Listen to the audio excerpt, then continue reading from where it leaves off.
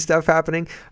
And here, this is the video I was talking about with Tucker Carlson. I saw this yesterday and I thought, crazy. Tucker Carlson called into the media line for the prime minister to, I guess, see if he wanted to come to Calgary to hang out because Tucker's going to be in town. He thought maybe Justin Trudeau wanted to come and say hi. And well, Tucker issues a statement. Here we go. Thank you for your call. You have reached the media line. For all urgent requests, please send your request by email. Merci pour votre appel. Vous avez atteint la ligne médiatique. Merci beaucoup. Yes, hi. I couldn't understand the French part, but it's Tucker Carlson calling from the United States. And I'd be grateful if you pass a message on to the Prime Minister, Justin Trudeau. We are coming to liberate Canada. We are coming to liberate Canada. And we'll be there soon.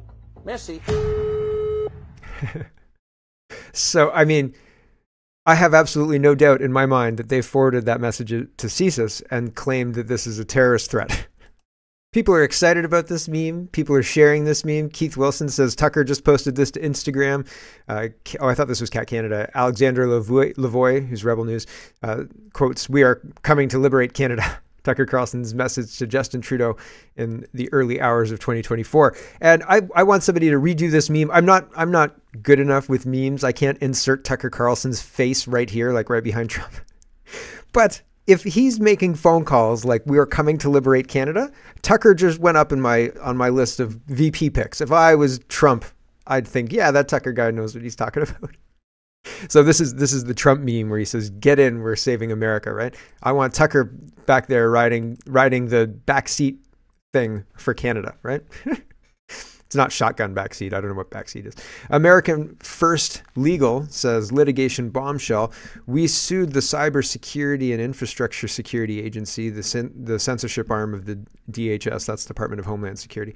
Our lawsuit unearthed new documents showing that the deep state knew the risks of mass mail-in voting in 2020, but censored these criticisms as disinformation. Hold on. I just want to clarify a couple of things. They knew the risks of election interference in mail-in balloting. That's why they did it. The risks were necessary for the outcome they wanted. And so they made the calculated decision to commit, to change the rules, to commit this mail-in voting fraud in order to achieve their goal. And they achieved the goal through exploiting the loophole that they knew was there, which is the reason they created the mail-in ballot in the first place. And so the risks were obvious to anybody who looked at it for half a second, that you could exploit this and stuff ballot boxes and all sorts of crazy stuff, right? And did that happen? Yeah. Oh yeah, sure did. Absolutely, 100%. And they have proof. Proof is the wrong word, but they have all of this. I mean, I'm sure it is proof. I'm sure that they could, lay it all out in a court of law and prove it. No one in the United States will let that happen. But further to my point is, the mail-in ballots, the mail-in voting, all of that undermines the election. But that's just one way they undermine the election. In the States, they had Dominion voting machines. That undermined the election. There were all sorts of media reports that were false and fraudulent, and they knew they were false and fraudulent. That undermined the election. And in Canada, we have similar things. We have media, we have government messaging, we have media that refuses to run advertisements for our opposition to the government, so on and so on. And so we're in a situation very similar to this. And I think that it's interesting when this information comes out and we think it doesn't apply to us, because it definitely, absolutely does. So is Tucker going to be able to help Trump maybe free America and come and liberate Canada, or just a media trick, right? It could just be a media trick, but it's a good one. People love it, right? Eat it up. Let's talk about the WEF. These people are arrogant and they want to become the world central single government. They want to have, you have to remove the United States from being independent democracy in order to have your one world government, right? In order to dictate. And I mean, they were so close. They were super, super, super close. If Hillary Clinton was the president in 2016, we'd still be under COVID or climate change lockdowns or whatever it is. Anyway, Clown World says the people that wanted vax passports are allowing illegals to board airplanes without paperwork. Yeah, that's happening. And it's happening on a mass scale across the United States right now. And A similar thing is happening in Canada, except we're doing it with foreign students. We're doing it with a different mix of people, but we're still getting a high volume of people coming into the country, more than 1 million a year. And that's unprecedented in Canadian history, right? The last time that we had so many people becoming Canadians and coming to Canada, we had an entire province join. So that's wild. Here is the World Economic Forum, and they say, listen, this climate change thing needs a coordinated central carbon tax, cap and trade, all the rest of it. Everything that Canada is doing, we need to do that because it's fair and it works. News to me. As far as I have seen, it doesn't work and it makes everything expensive. Here is this guy.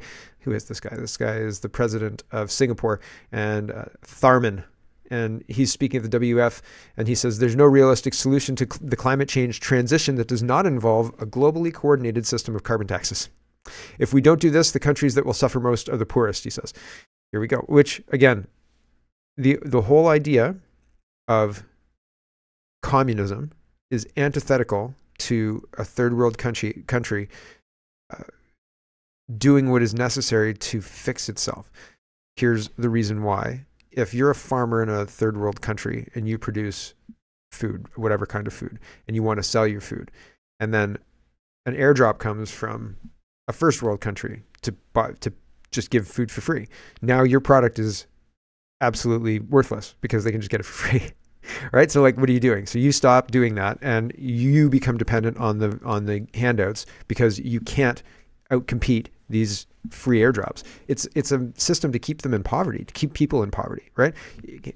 If you give people free things, that doesn't encourage their economy. If you teach people how to create an economy and work with each other and trade and the rest, then maybe you've got a chance at them becoming self-sufficient. But I don't think that the powers that be want people becoming self-sufficient. The powers that be want subjugated slaves who will take the injections they're told for the subsidies they're told on their digital IDs that the World Economic Forum controls. They don't want people who are able to have agency within their own country and express their desires about their own country and how much to sell, I don't know, uranium to France or whatever it is, right? They don't want people like that. They want people who say, thank you for the injection. Here's all the, raw goods you need.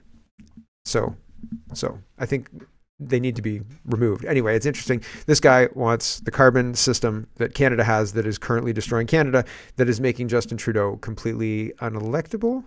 Here we go. There is no realistic solution to the climate transition that does not involve a globally coordinated system of carbon taxes. There's no realistic or fair solution that does not involve a globally coordinated system of carbon taxes. And Ngozi at the WTO is coordinating this with several other international organizations. It's still early days. There's a perception that it's unjust, it's unfair, it'll lead to inflation. In fact, quite the contrary.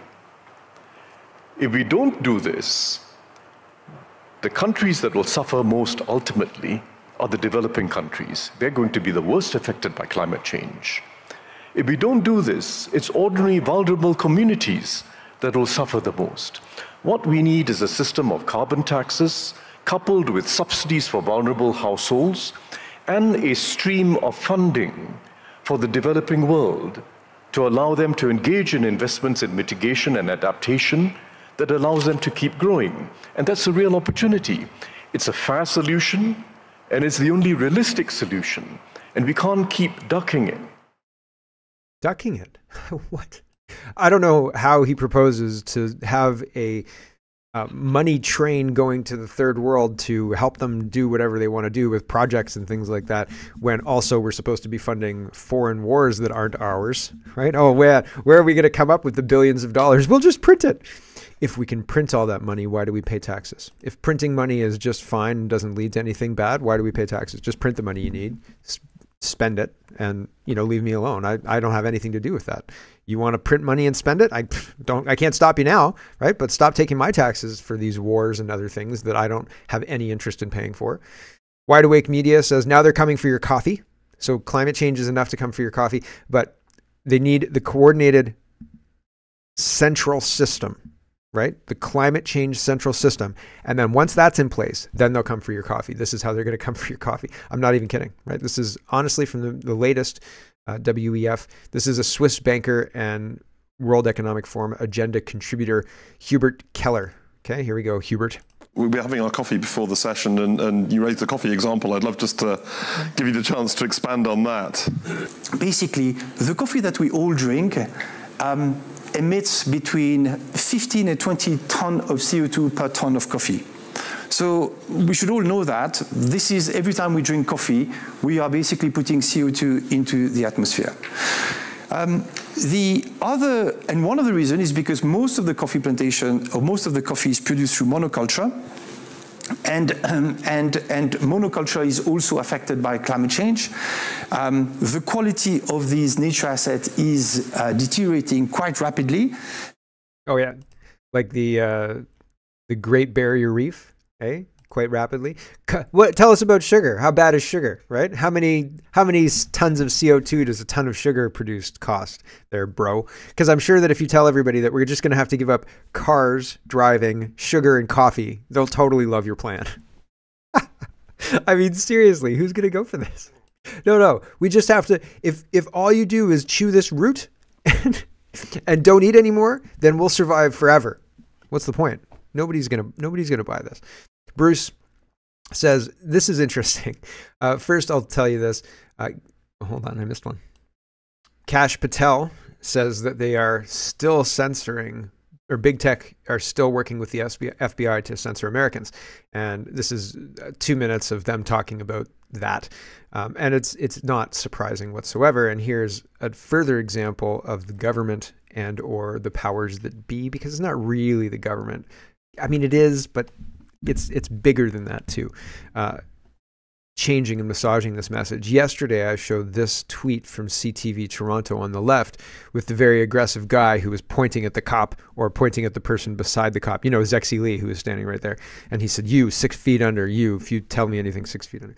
And they changed it for reasons, I guess, right? They edited the tweet and they changed it from the guy who was being threatening to a picture of 4 diverse cops, or 4 diverse cops, 5 diverse cops.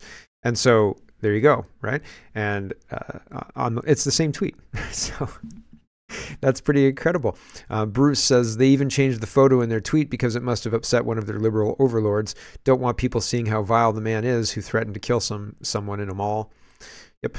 And CBC Watcher says Gelbo meets with provincially funded climate activists and propagandists. This is in the WEF area because they're censoring speech. They're funding climate activism in order to move their goals forward, and they are moving their goals forward very fast.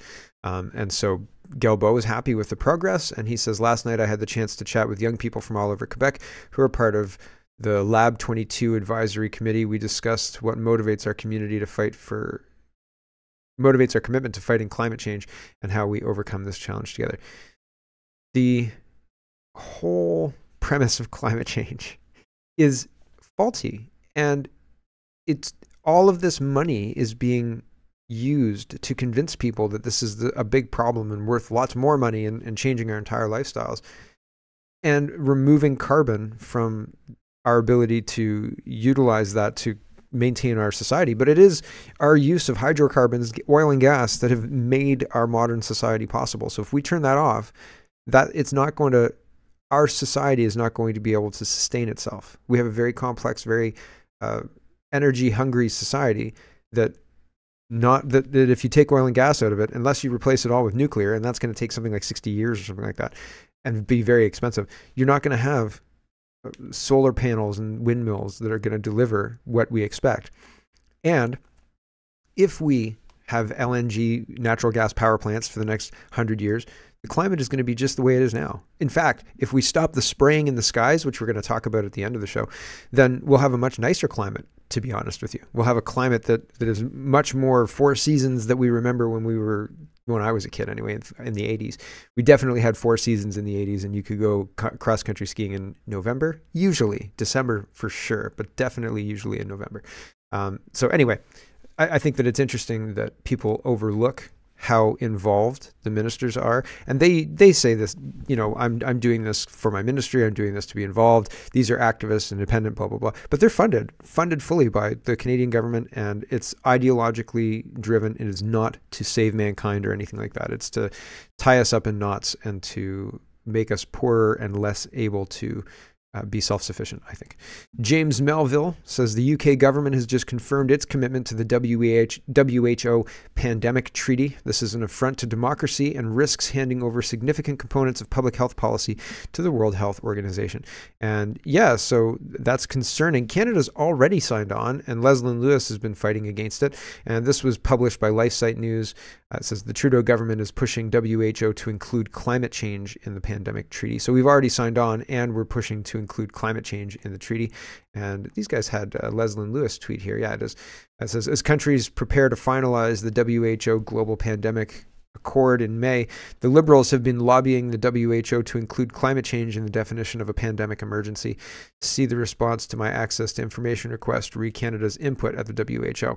So we're signed on. We're saying, yep, for sure. And in fact, we should go further and say climate change is pandemic worthy and put it into the WHO language. Scary. Very, very scary. Pierre Poilievre has asked, will you put the World Economic Forum in your cabinet, in your caucus? And he says unequivocally no. But here, interestingly enough, Bruce McGonigal says Pierre Poilievre commits that none of his staff or anyone in the CPC will be a part of the WEF. This should prove interesting for the future of Michelle Rempel and anyone else who is openly covered for the WEF. Great question, Drea Humphrey. Yeah, I think that's absolutely true. And it's interesting. It's interesting. The whole back and forth is interesting. Here is Drea's question. Here we go. Drea Humphrey again with Rebel News.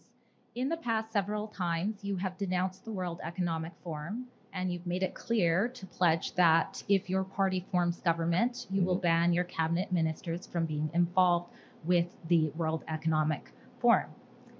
Yet, I'm also aware of many Canadians who applaud you for saying that, but also have reservations on whether or not the claim is authentic because they see images of your name being on the World Economic Forum site, and also because you worked closely with former MP John Baird, who at one point was a World Economic Forum Young Global Leader in a campaign. So my question for clarification purposes, for those concerned about foreign globalist organizations potentially encroaching on our nation's sovereignty, does your pledge to ban cabinet ministers from being associated with or involved with the WEF expand to those you hire as staff as well as advisors? Yes. No staff, no ministers, no MPs in my caucus will be involved whatsoever in that organization. It is a group of high-flying, high-tax, high-carbon hypocrites who all got on their private jets to fly off to a remote ski village where they talked about how working-class people should not be allowed to heat their homes or drive their pickup trucks. I'm not going to work for a group of globalist billionaires who serve their own interests at the expense of everyone else. And I'd like to specifically point out Mark Carney. Here he was celebrating the central banks who caused the inflation by printing trillions of dollars so that people like multimillionaires like him could have their asset values inflated, while the purchasing power of working class people and seniors was wasted away by inflation. A massive. So there you go. And I'll just leave it there. He speaks for another minute, but he says no MPs in his caucus, which is new as well. I hadn't heard that before. So a very strong commitment from Mr. Poilievre. Drea, follows up and says John Baird and other examples. And Poilievre doesn't specifically address that, I don't think, but it's an interesting back and forth and good questions, really good questions. Here's Pierre Poilievre calling out, and let's talk about elections and electioneering. So we're gearing up for election season. Like it's very interesting. We're 12 months to 16 months out, I think, from an election. So we'll see. I don't know if somebody would call it a snap election in the spring or fall. It doesn't look like a good idea to do that. I'll show you what the polls are saying in a minute if you're Justin Trudeau or the NDP. But I mean, they may know something we don't, like what tricks are up people's sleeves this time around, right? Mail-in ballots again, et cetera, et cetera. Here's Pierre Poilievre sharing a Chrystia Freeland interview asking about, you guys have gone on these retreats before and you haven't really achieved anything. What do you think you're going to achieve this time? And people are worried about housing. People are worried about affordability, all of these things. What about all that? And she blames everybody but herself. So it's an interesting exchange. And some other people on social media were saying this reminded them of when she froze the truckers' bank accounts, and she was laughing and joking around with the interview, like the reporters and whatnot. And she's doing the same thing here. I don't know, not that I don't know what to make of it. You know, she's trying to be personable and things like that, but it's off-putting, especially when the topic is what the topic is. Here's Freeland. Here we go. This is the third cabinet retreat, at least in a row, where you've said that affordability and housing prices and inflation are sort of your key topics of conversation. A year later, at least, with 3 cabinet retreats, Canadians don't seem to be buying whatever message you're selling on it. Why are Canadians not believing that your government has the solutions? Last question. You're right. This has been an incredibly challenging economic period. And it's one of the things we've spoken about. And I think all of us need to step back a little bit and look at the economic roller coaster our country and all of us have been through, adding an energy shock to that. As a result of these supply chain shocks, of the energy shock, we had high inflation. And then the next shoe to drop, I guess I have more shocks than I have shoes, but the next wave to hit was then high interest rates in response to high inflation. So I don't think it is at all surprising that Canadians are exhausted, that Canadians have economic whiplash. It has been a really hard time, and it has been one thing after another, one unprecedented in the lifetime, you know, of certainly a person who didn't live through the First World War, one unprecedented shock after another. Well, I mean, the interest rates skyrocketed because of the COVID spending. Like it has to do with bad government policy, and the obvious, and people warned the government of these negative consequences of that spending and so on and so forth, and the government went ahead with it anyway. Tiff Macklem said, we can't make this spending permanent, we don't have the money, we can't do this, all sorts of stuff, and they just went ahead with it anyway, totally ignoring the warnings. So, you know, and then she says, oh yeah, unprecedented things happening outside of us, one thing after another, we're just doing our best, treading water, you know, people are exhausted fiscally. Are you giving me, like, it is frustrating because her own policies are responsible, and she's not willing and not even able to recognize that, never mind willing to admit it and move forward with a plan. Hello everyone, thanks very much for watching. This is just a short version of a longer show. If you'd like to get the whole show, you can go over to canadapoly.com and sign up for a subscription. Just look in the drop-down tab for Shop and Donate and look for subscriptions, and you'll get immediate access to the full show. Love to see you. Thanks for watching, everybody. Have a wonderful, wonderful